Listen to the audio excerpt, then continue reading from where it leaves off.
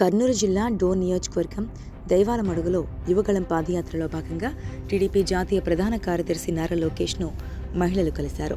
ఈ సందర్భంగా తమ సమస్యలను నారా లోకేష్కు విన్నవించారు. దైవాలమడుగులో 200 ఇళ్లు ఉన్నాయని, అన్ని ఇళ్లకు ఒక్కటే బోరు ఉందని, ఆ ఒక్క బోరుకు కూడా నీళ్లు రావడం లేదని తమ ఆవేదన తెలిపారు. నీళ్ల కోసం పొలాల్లోకి వెళ్లాల్సి వస్తుందని, అవి కూడా 3 ఫేజ్కు కరెంటు వచ్చినప్పుడు మాత్రమే మోటార్లు ఆడుతాయని తెలిపారు. రైతుల పొలాలకు మందు కొట్టడం వల్ల అవే నీళ్లు తాగి అనారోగ్య పాలయ్యారని తెలిపారు. ఒక్కోసారి మహిళలు నీటి కోసం వెళితే పంటలకే నీరు చాలడం లేదని, మరో చోటికి వెళ్లాలంటూ రైతులు ఆగ్రహం వ్యక్తం చేస్తున్నారని దైవాలమడుగు మహిళలు కన్నీరు మున్నీరయ్యారు.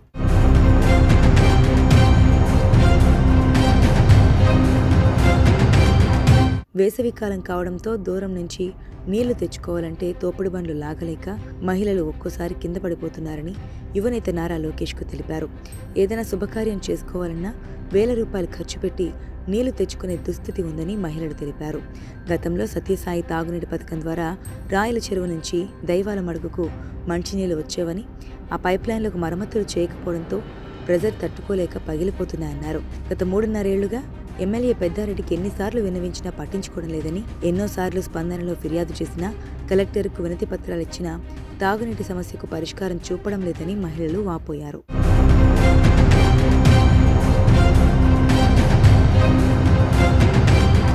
అనంతపురం జిల్లాకు సరిహద్దులో ఉండడం వల్లే నీటి కష్టాలని మహిళలు తమ ఆవేదన వెలుబుచ్చారు. దైవాలమడుగు గ్రామ తాగునీటి సమస్యలపై నారా లోకేష్ సానుకూలంగా స్పందించారు. ప్రజలకు గుక్కెడు తాగునీరు అందించలేని చేతగాని జగన్ ప్రభుత్వం రాష్ట్రంలో రాజ్యమేలుతుందని లోకేష్ ఆగ్రహం వ్యక్తం చేశారు. అనంతపురం సరిహద్దు గ్రామాల్లో మద్యం పారుతుంది తప్ప ప్రజలకు స్వచ్ఛమైన చుక్క నీరు దొరకడం లేదన్నారు. అక్రమంగా మట్టి తోలుకోవడానికే ఇక్కడ ఎమ్మెల్యే పెద్దారెడ్డి రాయల చెరువులో నీటిని నింపడం లేదని నారా లోకేష్ అన్నారు. టీడీపీ అధికారంలోకి రాగానే యుద్ధ ప్రాతిపదికన రాయల చెరువుకు నీళ్లు నింపి పైప్లైన్లను మరమ్మతులు చేసి దేవాలమడుగుకు తాగునీళ్లు అందించే బాధ్యత తనదేనని మహిళలకు నారా లోకేష్ హామీ ఇచ్చారు.